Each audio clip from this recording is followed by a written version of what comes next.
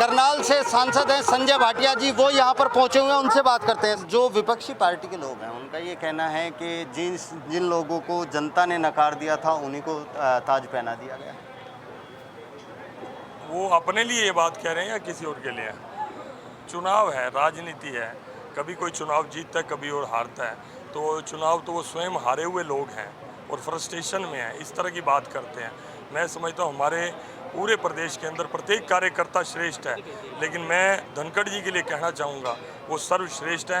मेरे जैसे अनेक कार्यकर्ताओं का उन्होंने निर्माण किया, युवा मोर्चा से लेकर किसान मोर्चा में हम जैसे कार्यकर्ताओं का मार्गदर्शन किया। आज मैं समझता हूँ कि मैं सांसद हूँ, लेकिन गुणों के मामले में, संगठनकर्ता के मामले में उनसे कोसों दूर हूँ।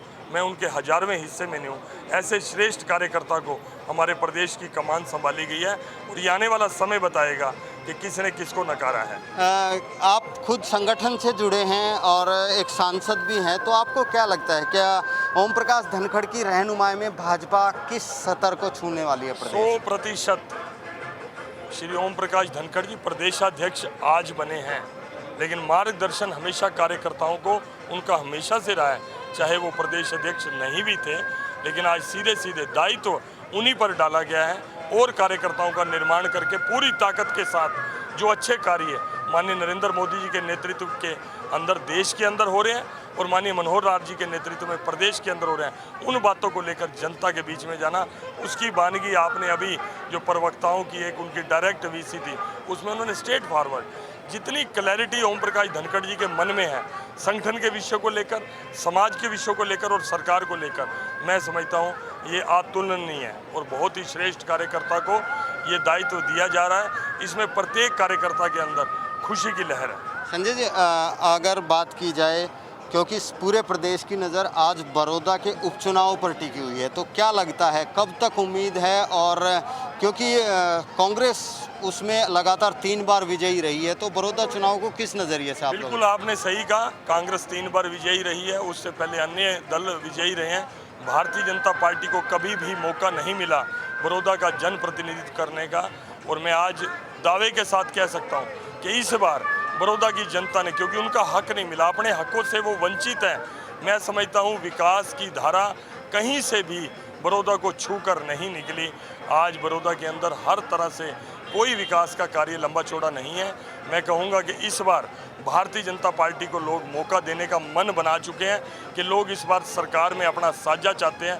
इस बार बड़ौदा के अंदर भारतीय जनता पार्टी उभरेगी और भारतीय जनता पार्टी 100% इस सीट को जीतेगी। एक भाटिया जी, कल प्रधानमंत्री नरेंद्र मोदी ने निवेश के लिए आमंत्रण दिया है, खासकर अमेरिका को, क्या लगता है?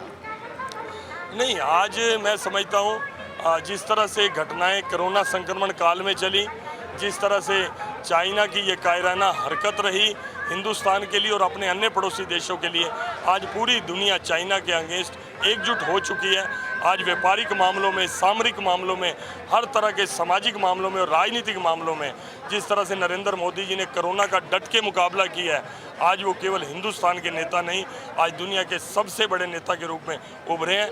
और ऐसे समय में अमेरिका ने भी हमारे साथ दोस्ती निभाने का एक वायदा किया है, हम उसका स्वागत करते हैं। गूगल जैसी कंपनी यहाँ पर इन्वेस्टमेंट करने जा रही हैं। खुद प्रधानमंत्री ने जो उनके सीईओ हैं उनसे बात की थी और वो ये कह रहे हैं कि जो डिजिटल इकोनॉमी है भारत की उसको ऊपर उठाना। मैं समझता हूँ भाई साहब, आपका बड़ा शुक्रिया है और आपने बड़े ऐसे जागरूकता वाले प्रश्न मेरे से पूछ रहे हैं। आज हिंदुस्तान के बारे में जब से माननीय नरेंद्र मोदी जी प्रधानमंत्री बने हैं, आज हिंदुस्तान के बारे में मैं समझता हूँ कि लोगों की जो सोच थी, दुनिया की जो सोच थी, वो बदली है। आज से पहले जब तक भारतीय जनता पार्टी की और एनडीए की सरकार नहीं थी, आज हिंदुस्तान को एक वो करप्ट कंट्री के रूप में जाना जाता था, क्योंकि हर हफ्ते एक नया स्कैम होता था। यूपीए की सरकारें जब भी रही या उससे पहले जो कांग्रेस की सरकारें रही, तो आज मोदी जी ने उस धारणा को बदला है। आज हिंदुस्तान को दुनिया में बड़ी इज्जत की नज़र से देखा जाता है। इसलिए इन्वेस्टर्स का भी मन बना है और अन्य देशों का, ताकतवर देशों का मन बना है कि हम हिंदुस्तान के साथ जुड़कर चलें। स्वावलंबी भारत बनाने की बात हो रही है, तो क्या भारत सरकार उस ओर कदम ले रही है? क्योंकि आज भी बहुत से लोग ऐसे हैं जो भूखे सोते हैं। देखिए, जहाँ तक टेक्नोलॉजी का सवाल है, जहाँ तक टेक्नोलॉजी की बात है, उस मामले में कहीं से सरकार, मैं समझता हूँ कि अन्य देशों की टेक्नोलॉजी को अपने तक आने दे। लेकिन जहाँ भी मैं एक बात कहूँ कि अपने देश के अंदर, अपने देश द्वारा निर्मित चीज़ों के प्रति आज जो उत्साह देखने को मिल रहा है, जिस दिन से माननीय नरेंद्र मोदी जी ने कहा है कि लोकल के लिए वोकल होना है, स्वदेशी का आग्रह नहीं दुराग्रह करना है, हम स्वदेशी को अपनाएंगे। मैं समझता हूँ उसके बाद आज हिंदुस्तान के लोगों का हिंदुस्तान में निवेश करने का तो मन बना ही बना है, अन्य देशों का भी मन बना है कि यहाँ पर आकर हिंदुस्तानी और स्वदेशी चीज़ों का निर्माण किया जाए।